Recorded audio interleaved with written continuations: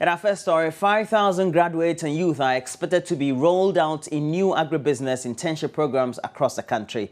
The project, that is the Entrepreneurship for Opportunity Actualization, is focused on building the entrepreneurial and vocational skills of young people to take advantage of opportunities in horticulture, livestock, and grain subsectors within the vast agricultural industry in Ghana. Funded by the USAID under its Africa Lead program, EOPACT will engage individuals in on-the-job internship programs at various firms where they will acquire hands-on vocational and managerial skills. The project will help SMEs working in the agribusiness sector and looking for improved technologies and innovations an opportunity to be attracted to firms to acquire their skills and improve on their operational capacities. This project is designed such that we first of all look for firms that are looking for people to employ, or they can offer training, apprenticeship. Once we get the firms, we look at their needs. Then we send out the application for the young ones to apply. We are looking for university graduates, polytechnic graduates, agric school graduates, illiterate, rural youth. Anybody, once you can send in your application, you are called. We are targeting 5,000 youth to get them placement, and some will go into production of certain agricultural commodities which we have identified market, and they will produce and supply specific markets. What we're also looking for is to get other packages that if somebody goes through that internship and wants to set up a business, is there any soft landing pad that the person can get, some kind of an innovative fund or a startup fund and a startup kit? And not only fund, but it's a full package. You have the technical support, you have the business management support, and then you have some working capital or funds to start your business. Those are the things that we also want to speak to the right agencies and institutions to see what kind of program, what kind of products we can bring out. Acting Chief Executive of the Youth Employment Agency, Kobina Bichim, also announced the new YEA modules, which have been open to the public. They include youth in security, youth in coastal sanitation, youth in agriculture, and youth in afforestation. So the strategy we adopted was to create modules which essentially mirror sectors of the economy and society. Okay. So some of these are youth in agriculture module, the youth in health, youth in security, youth in afforestation, greening Ghana, youth in education, youth in coastal sanitation, youth in sanitation, youth in paid internship, and youth in trades and vocations.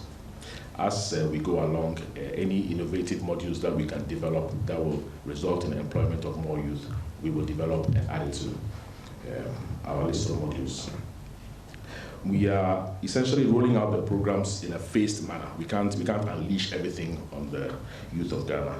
So essentially, we started receiving applications for the youth in health module, where we are looking to employ 20,000 Ghanaian youth. The youth in security module, where we are looking to employ and deploy 10,000 Ghanaian youth. We're looking to recruit, train, and deploy 10,000 Ghanaian youth amongst the security services and the Environmental Protection Agency, and the youth in coastal sanitation, where we're looking to employ 5,000 Ghanaian youth. Okay, this makes a total of 35,000 jobs that we have advertised for and are receiving online applications for. Born Natural African Plant Products is set to fully commence the Best Skills Development Program for people interested in agriculture and agribusiness value chains. We'll have to turn our attention to health, and the National Ambulance Service says it's in dire need of assistance to be able to effectively respond to emergency situations in the country. The service has come under fire for what many described as slow response to the carnage on the Kintampo-Tamale stretch that has so far claimed at least 60 lives. The Chief Executive Officer of the National Ambulance Service, Professor Ahmed Zakaria, told Joy News the country's emergency system, as it stands now, is weak. Where the accident took place is around Kintampo, and normally we have an ambulance station in Kintampo. So although the personnel were there, their vehicle was out of commission. because it was due for servicing and it was sent to Accra. So it means that the only option left is to deploy the ambulances from the neighboring towns like Techima and then neighboring countries like Brekum and the rest. So basically, in this particular case, the response time was very long because the ambulances there definitely, like I did explain, was not available. Emergencies are unexpected and dangerous situations that call for immediate action. And so if we say because one is out of service, because of that, I mean a community of about, or a town of about 40 people, there's no ambulance, one single ambulance to respond to any emergency situation. Saying you are talking about a district, some districts don't even still have at all. So if you were allocating resources and you have districts that are yet to benefit from the service, they don't have, it will be very selfish to give to a particular situation, you understand? So what I'm trying to explain is that the ideal situation is that every district's capital should have had the benefits of the service. And then you go a step further to ensure that there is a standby vehicle for each of those ambulances. Snail space is the term you would prefer to use. But definitely under the circumstances, I would not call it snail space. But Prof, you have admitted that it took a long time for you to respond to this situation. We've received reports that it took your team 12 hours for the first ambulance to get to the accident scene. And I mean, this is an emergency situation. You and I know emergency situations call for immediate action, and if it has to take about 12 hours. But you see, Felix, once again, it's because you are refusing to put things in perspective. Because the reality is that go back to your map and you look at the distribution of the various vehicles. It's not like they are all just seated together and immediately they will have to be deployed. And the other reason is that all these vehicles were also for emergencies in their various localities and locations. And so let's assume that Techima is being deployed to send a case to, let's say, Konfanoche, for example. And it's the same vehicle that will have to come back and go to Kintampo. Definitely the response will delay. I mean, we've spoken about the fact that the vehicle your ambulance at Kintampo was out of service. Do you know how long it had been out of service for? No, but what will that answer be? Because the reality is that, once again, answers like this will not help us because across the country, and I will not want to, because you see, I don't want to be very reactive. One thing I find curious, and I mean, I'll ask you, don't you find it irrational that, the reports that, it took 12 hours for the first ambulance to arrive there? I mean, you are the expert yourself. If it takes 12 hours I understand the things you've said, the challenges you're facing and all, but even in spite of that, if it has to take 12 hours for you to respond to an emergency situation, I mean... I still disagree if you use adjectives like irrational. No, because then you are distorting the whole argument, because the reality is that you should find out what really are the issues on the ground. Was there any response at all? If there was ever any response, what were the challenges that led to the response of these 12 hours we are talking about? So judging from what you've said so far, and considering what you know and the resources you have to deal with emergency situations, would you say our emergency response system is strong or weak? Ooh, I will tell you it's weak, because if I say it's strong, it will be an exaggeration. Because you see, you are still building a system. It's just like you are building a house. You've started the foundation and you are putting blocks on. To say it's strong will be an exaggeration. It's weak in the sense that what we need to cover the country, we don't have yet. First of all, we don't have the adequate number of vehicles to cover all the districts. And currently, there are even some districts that don't really have the service at all. So we are still working on that. The second thing is that the personnel are also woefully inadequate. So we still need more vehicles and need more personnel. And it's only when we've been able to improve all that, then we'll be talking about a strong emergency response system. Meanwhile, the management of the Metro Mass Transit Limited, in a statement signed by its head of management or managing director, says while it leaves the Ghana Police Service to do their investigations, the MMT would also use its internal mechanisms to do an in-depth investigation into the recent road traffic crash. The MMT also says it is taking steps to take up the medical bills which would arise as a result of the road crash expenditure and medical treatment. When we heard the news late last night, it came as a shock to us. We didn't know the cause of the crash, and so we quickly set up a committee to investigate into the issue. So that is what we've done as of now. A committee is looking into the issue. How often do you service your vehicles? Aside servicing the bus every month, we have daily checks before the bus moves.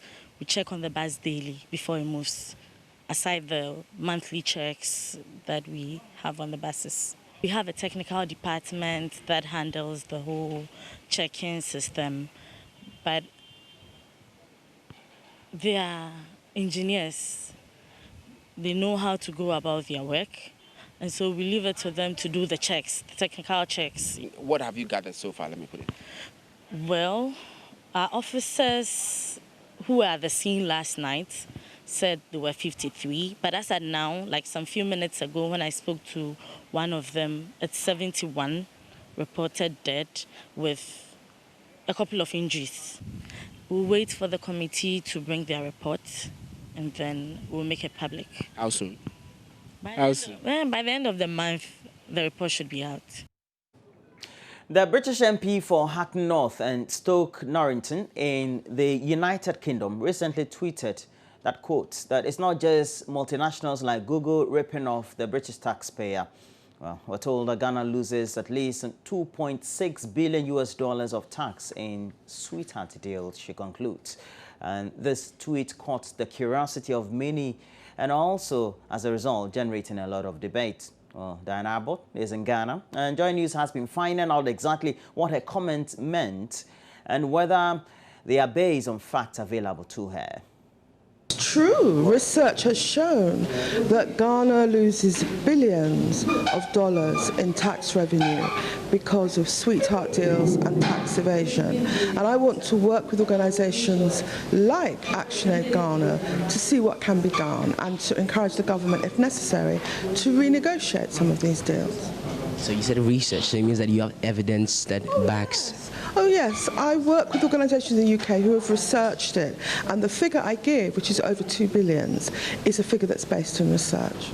Okay, so it means that there can be more than $2.6 billion that we are losing? I don't know what the exact figure is, but we're talking about billions of dollars lost through unfair taxation treaties and sweetheart deals with multinational companies.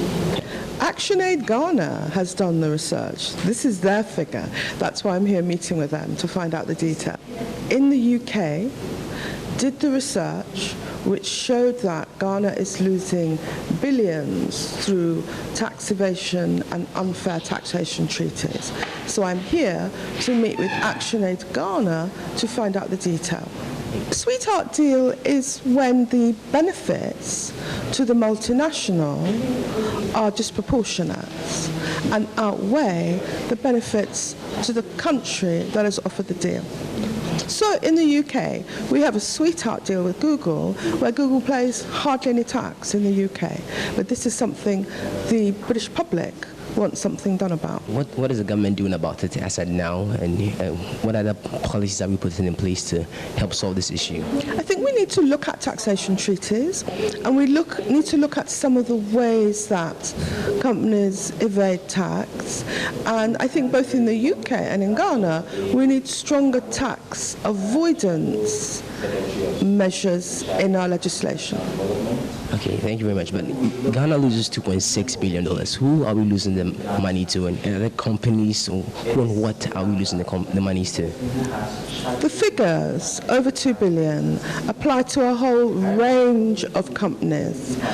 But as I say, this is research done by ActionAid in the UK, and I've come here to ActionAid Ghana to find out the detail. British MP Dan Abbott. And Ghana and the United States of America, they've jointly signed Security Governance Initiative and Action Plan in a bid to strengthen border and cyber security. Speaking at the signing ceremony, Ghana's Foreign Affairs Minister said the joint agreement will also help build stronger institutions in the areas of cyber, border and maritime security.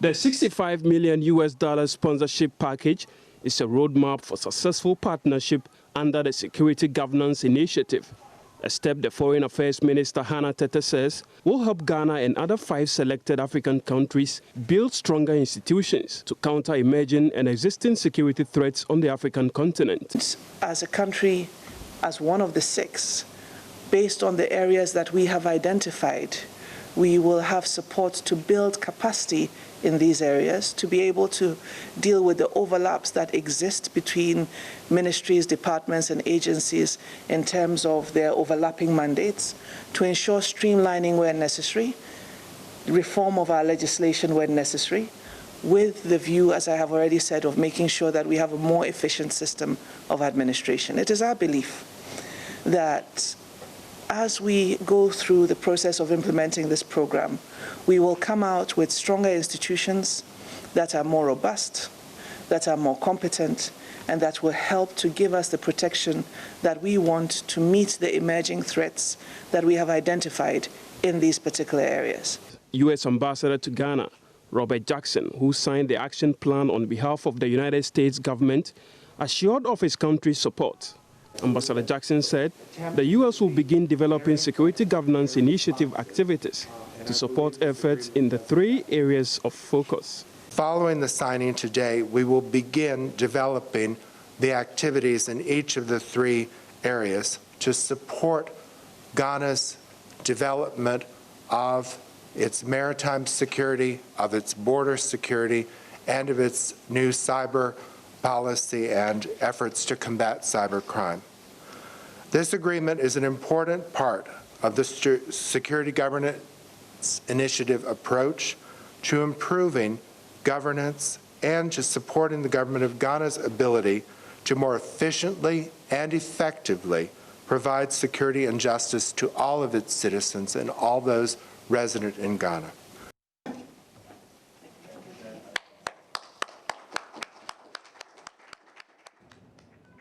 The embattled new medical superintendent of the Upper West Regional Hospital, Dr. Barnabas Gandao, has been sworn into office despite agitations by some staff over his appointment. Dr. Gandao was introduced to the staff of the hospital, although the event was boycotted by some unit heads of the facility. Despite the continuous protest from the leadless nursing group of the Upper West Regional Hospital, lecturer at the University for Development Studies Medical School and head of the Gynecology and Obstetric Unit of the Tamale Teaching Hospital, Dr. Barnabas Gandao, was inducted into office. The induction ceremony, which was not open to the media, was to be attended by all unit heads of the hospital. However, it was poorly attended as majority of the unit heads of the hospital failed to turn up. Dr. Barnabas Gandao, who is fully employed by the UDS Medical School and now on secondment at the hospital, took over the mantle of leadership of the hospital from Dr. William Dodu. Speaking in an exclusive interview with Joy News, the new medical superintendent was full of praise to the nurses, even though they were against him. I was happy at once the people of the Upper West region demonstrated their appreciation for what a son of Ghana has done for them, even against their own son. That is what made me happier, because it shows that yes, being from Upper West region doesn't mean that we cherish you better than those who have worked from here, whether they are from Northern region, Eastern region, Volta region, or whatever. In any case, he has helped and he will continue helping to build the Upper West region. Dr. Gandao promised not to witch hunt any of the nurses who took part in the protest. I come here to work with everybody. I also said I don't have enemies, only friends yet to be known. And if it is for the sake of this hospital, I'm ready to work with any perceived enemy. Not to me. Maybe that person may have that feelings towards me. I open up my heart to work with everybody. I have a saying that, look, even if you are ugly, and I know that your work is well done, I will appreciate it officially and then personally. If you are beautiful, especially the women, or handsome, especially the few men that are handsome, and you do something wrong, I'll rebuke you officially and personally, because this job is not mine, it's for government. He then laid his plans for the hospital. I'm bringing on board all inclusiveness of all staff, taking advantage of the strengths that the hospital has, the opportunities that the hospital has, and then making sure that we overcome the challenges and the weaknesses that we have in terms of human resources, in terms of consumables, in terms of utility issues, in terms of statutory payment issues. All this stem down to the fact that the hospital has probably has problem with generation of funds. Well, the new boss of the Upper West Regional Hospital and Dr. Barnabas Gandao there. But let's turn our attention to something we're getting from the news wires. And we're getting reports that a 35-year-old man who butchered a family of 4 and 2 others has been killed by a mob at Asin Akrufo in the central region. The man, suspected to be mentally deranged, is said to have sharpened his cutlass Thursday night and also killed his own family and landlord as well. Central Regional Correspondent Richard Kojonyako is on the line. A very good morning to you, Richard. Now, this is quite a bizarre story, is it not? Yes, it is.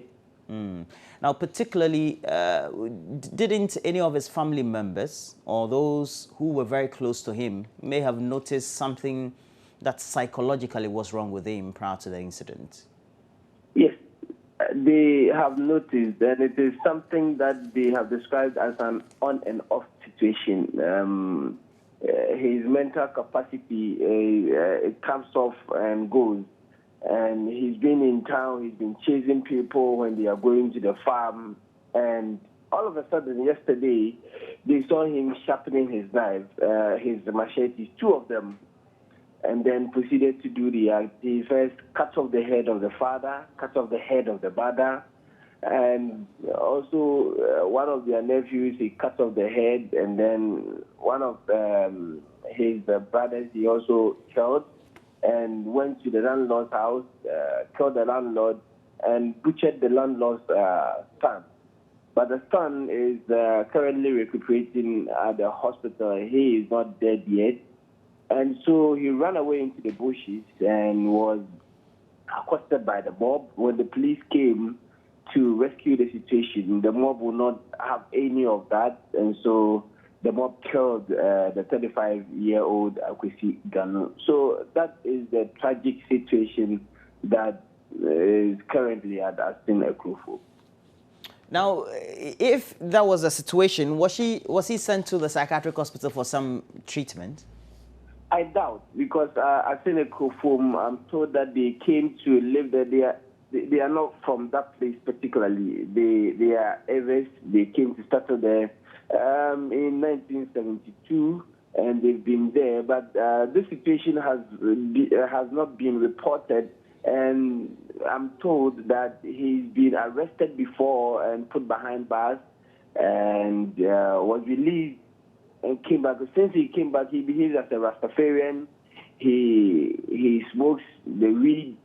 So they took it as a normal situation, normal with any other person, but he chases people once in a while when they are going to the farm. They manage to escape from his hands and all of those things. So I don't think that, from what they are telling me, the residents are telling me, he's been taken to the psychiatric hospital before. They took the situation as normal. and this is what has happened. Very interesting. Have the police taken over the scene, and if they have taken over the case, how far have investigations gone? Well, it happened yesterday, very deep in the night, and the police came there.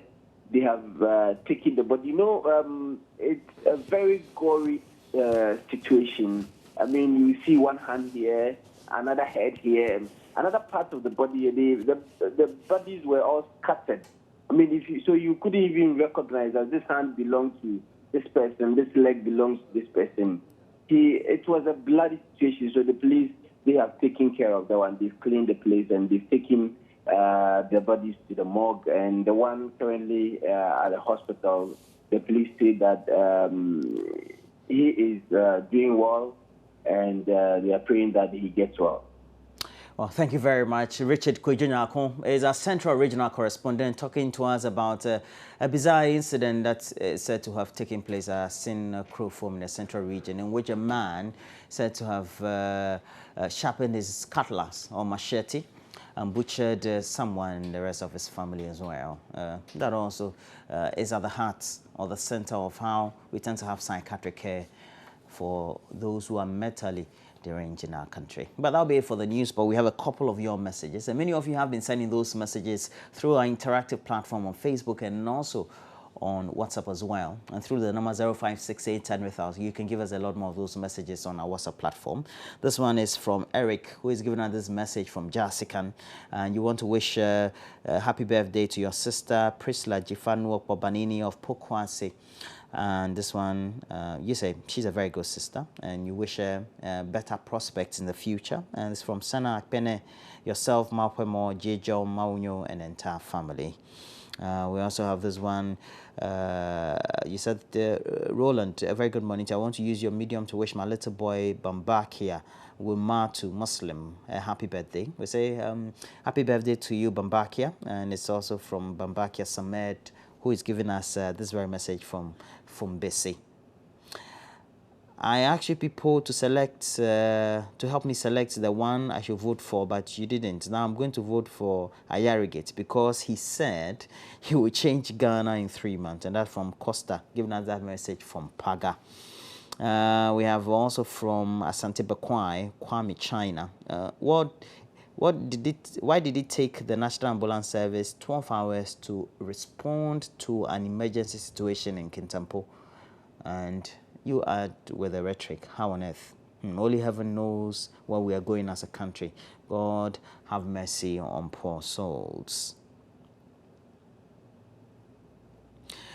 They have finally forced Dr. Gandao into the regional hospital. Why? And handed over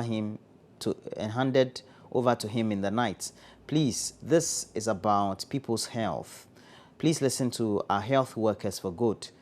We learn he has started threatening the workers already, and it's their hope for the health of the people in the Upper West region.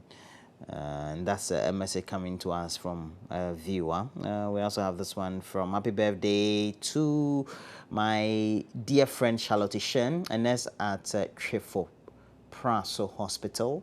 May God bless you. And that's from Nafis at Our Lady of Grace Hospital, Bremen, Esikuma. And that way for the messages for the morning. In the meantime, we'll have to get on with the next segment, in which we're going to look at what the stories are on the front and back page of the newspapers. We'll also very, very much get interactive on the news portal, myjoyonline.com. We'll bring you a lot more of the news updates from those very sections of platforms we have in the studio. We're taking a break. When we come back, the latest newspaper headlines.